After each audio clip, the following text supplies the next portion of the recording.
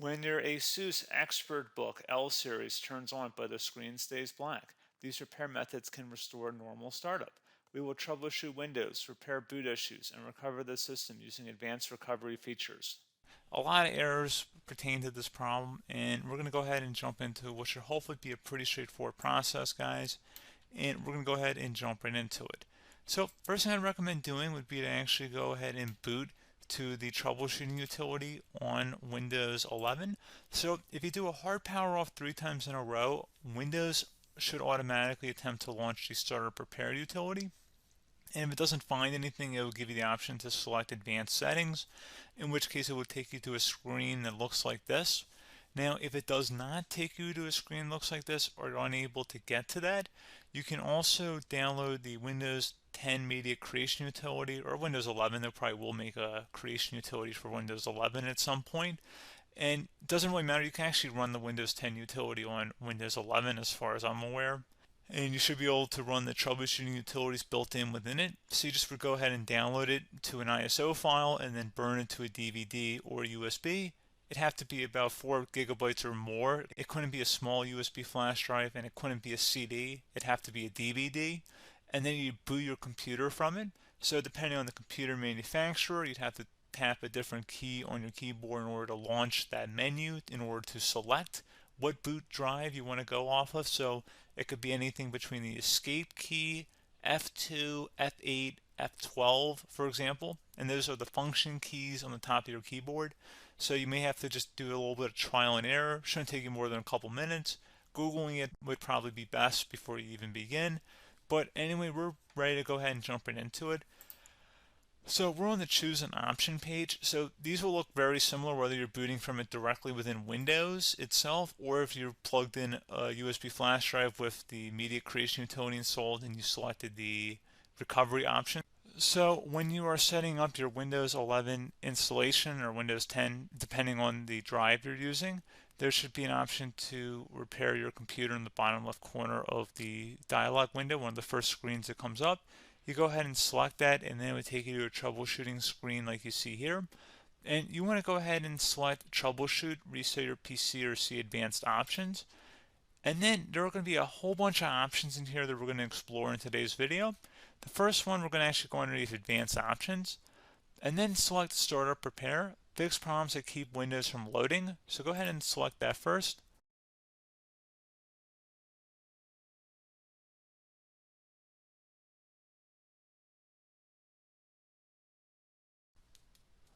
Okay, so you can see it could now repair our PC. That was our first option we could try. Something else, if we go back into advanced options here and then select troubleshoot, we're going to go underneath advanced options again. You can go ahead and actually access safe mode by selecting startup settings. And then if you select the restart button, you have the option on the screen select safe mode with networking, which will give you a key on the screen. It'll tell you which key to press to enter that. I believe it's the F7 key. It'll do that for you. I'm not going to go over that in today's tutorial because I don't really want to go into safe mode, but you're more than welcome to attempt that by going into here and then selecting restart. Again, it'll launch another screen. It'll say what key do you want to press, and it'll give you like 7 or 8 different options, and you want to select safe mode with networking. There's also an option for a command prompt too, but that's going to be something we're going to cover later in this video, and we don't even have to go through that in order to access it. So that's why I'm not going to really push for that, because unless you know exactly what's causing the problem, you probably don't need to go into safe mode. Unless you're trying to recover files, in which case then you definitely can go into safe mode, but we're trying to actually recover our computer here. So I hope that makes sense. Something else we can also try here as well would be to uninstall updates, remove recently installed quality or feature updates from Windows. So if you go ahead and select that, you can uninstall the latest quality updates, which generally is the more day-to-day updates. Feature updates are the less regularly released ones, like the big ones. I would equate it to service packs in like Windows 7 and Windows Vista and Windows XP. So larger updates that occur once or twice a year at most. And the quality updates are more just a regular update. So probably obviously depend, it'll take longer if you're going to try and uninstall the latest feature update versus quality update. And maybe you don't need to go back that far. So just giving you guys a couple of pointers with that. Something else you can also look at here, and we're going to jump into the command prompt in a little bit, but you can select System Restore, which will use a restore point recorded on your PC to restore Windows. And this is something I would highly recommend here, guys. So select Next. Assuming you have a restore point saved on your computer, you go ahead and select the most recently created one, and you'll select Next, and then you'll select the drive. You shouldn't actually have to select the drive. You can scan for affected programs, but we're going to keep it all default here, and then we're going to select Finish. So once started, System Restore cannot be interrupted. Do you want to continue?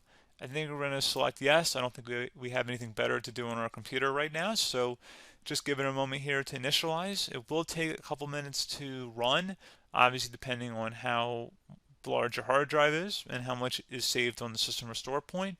So just give it a couple minutes here.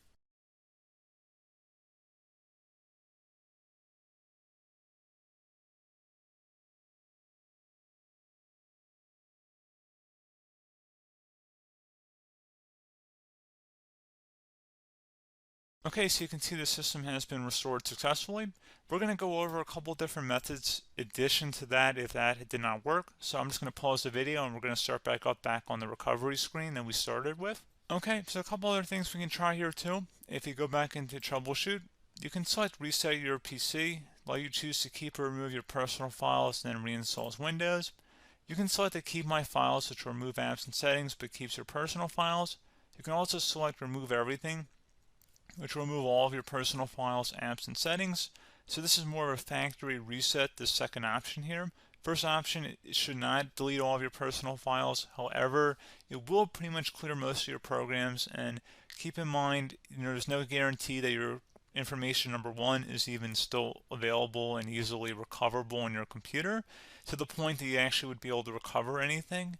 And the second point is that there's always a chance that it won't actually recover and it will just do a factory reset anyway. So there's no guarantee that actually would keep your files anyway. So I would recommend trying to get a recovery tool and backing that up first before selecting it anyway. But again, those are a couple of different options. And then something else you can try here if you go back to the choose an option. Another option, if you go underneath choose an option and select troubleshoot, advanced options, and now select where it says command prompt. Okay, so the first thing we should do is type our main hard drive here. In most cases, it should be the C drive. So you just do a C colon and then hit enter on your keyboard. So once you're underneath the C drive, we're going to type in dir and then hit enter on your keyboard. It should have program files, users, and Windows all in there. That's how you know you're in the right directory.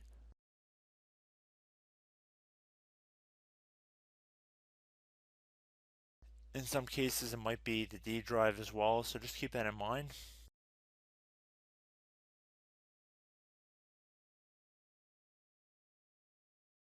Next thing we're going to do is type in cd space / Windows / system 32 / config, and then you're going to hit enter on your keyboard.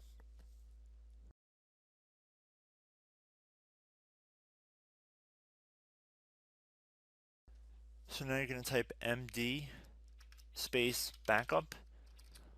If you've seen other tutorials, it might also say to put down md backup. That's because the backup name is pretty common when you want to back something up. So you can name this whatever you want, doesn't have to be backup.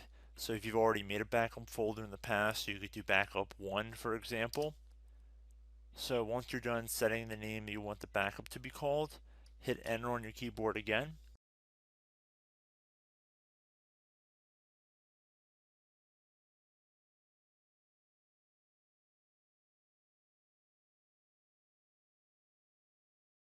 At this point you want to type copy, C-O-P-Y, space, then you want to do the star symbol above the 8 key, then do a period or a dot, whatever you want to call it, then another star sign, and then another space, and then type backup, and then hit enter on your keyboard.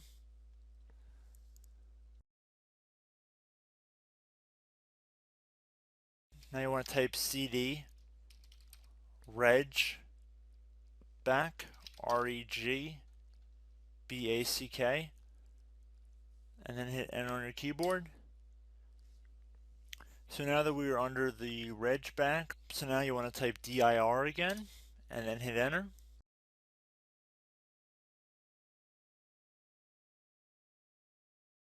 So now at this point we're going to type copy again. So copy, space, $, dot, another $, space, and then 2 dots. So we're going to type copy, space, $, dot, sign, $, dot, dot, and then hit enter on your keyboard again. So for overwrite, you want to overwrite all. So type A on your keyboard, so capital A, and then hit enter on your keyboard.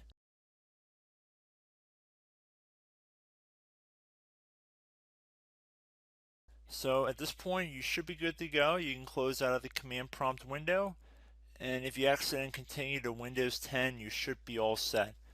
So I hope one of these 3 or 4 different methods we went through in this tutorial helped you guys out. Again, I'm not sure if you guys heard me earlier, but try to go back into your safe mode if possible and uninstall any programs you know might be conflicting with the Windows startup if you can get into safe mode. So just keep that in mind. Something very simple like that could be blocking up everything. So again, I hope this tutorial helped you guys out, and I will catch you in the next tutorial. Goodbye.